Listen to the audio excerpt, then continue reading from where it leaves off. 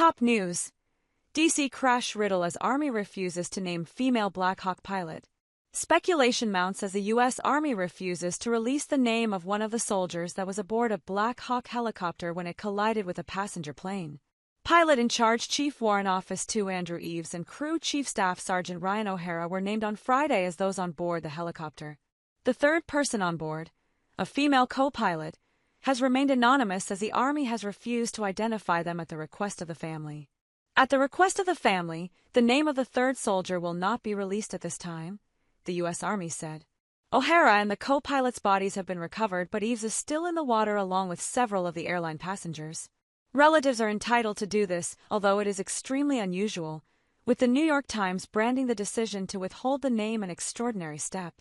Why the co-pilot's family requested her name be withheld, and why the U.S. Army acquiesced is unclear.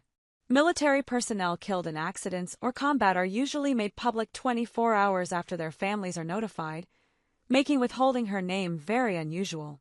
She had about 500 hours of flying of experience, which is considered a normal amount, and her very experienced colleagues had about 1,000 hours. Major General Trevor J. Bredenkamp paid tribute to the trio, saying, "Our deepest condolences go out to all the families and friends impacted during this tragedy, and we will support them through this difficult time.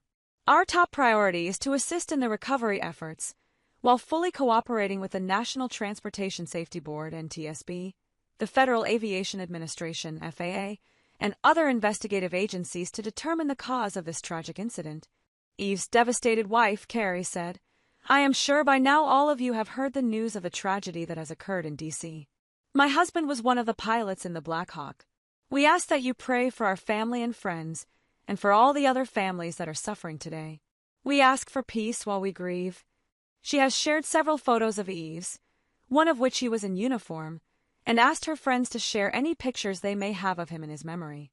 O'Hara, a father of one from Georgia, left behind a wife and a 1-year-old son, and was remembered fondly by his school as a beloved member of the rifle team. His father, Gary, was watching television on the couch at his Midway, Georgia, home on Wednesday when he saw the news on the collision. He told the Washington Post, "I just had a gut feeling when I saw the story breaking. His mother and I and his sister are just absolutely devastated to think we were talking to him just yesterday, and we'll never have the opportunity to talk with him again." Officials have confirmed that the 3 soldiers had been rehearsing a plan that involves the evacuation of the White House when their Black Hawk collided with a passenger jet. It has also emerged that the helicopter involved in the collision might have also deviated from its approved flight path.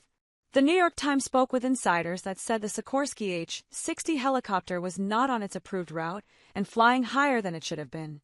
Approval had been given for the helicopter to fly no higher than 200 feet along the east side of the Potomac River, where it would have avoided the passenger jet.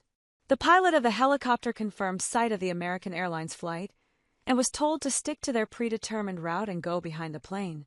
Sources said the pilot did not stick to the path, however, and was a half-mile off course, as well as being at an altitude above 300 feet.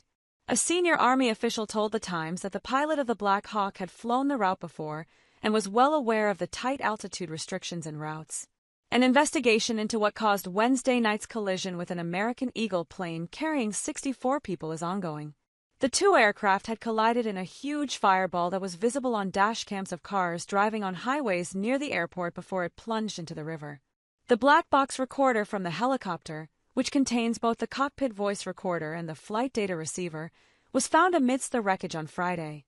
On Thursday night, salvage teams had managed to retrieve both of the black boxes from the American Airlines flight. Both aircraft plunged into the Potomac River below, with all 64 people on the plane and 3 on the chopper dying as a result.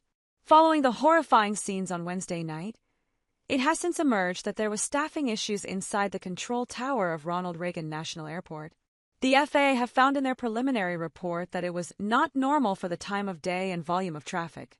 On Wednesday, an air traffic controller was left to handle both helicopter traffic and manage planes, which should have been a divided duty, according to the New York Times.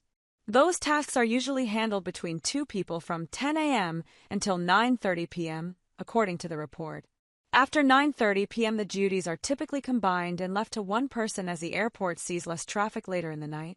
A supervisor reportedly decided to combine those duties before the scheduled cutoff time, however, and allowed one air traffic controller to leave work early. Reagan National has been understaffed for many years, with just 19 fully certified controllers as of September 2023, well below the target of 30, according to the most recent air traffic controller workforce plan submitted to Congress.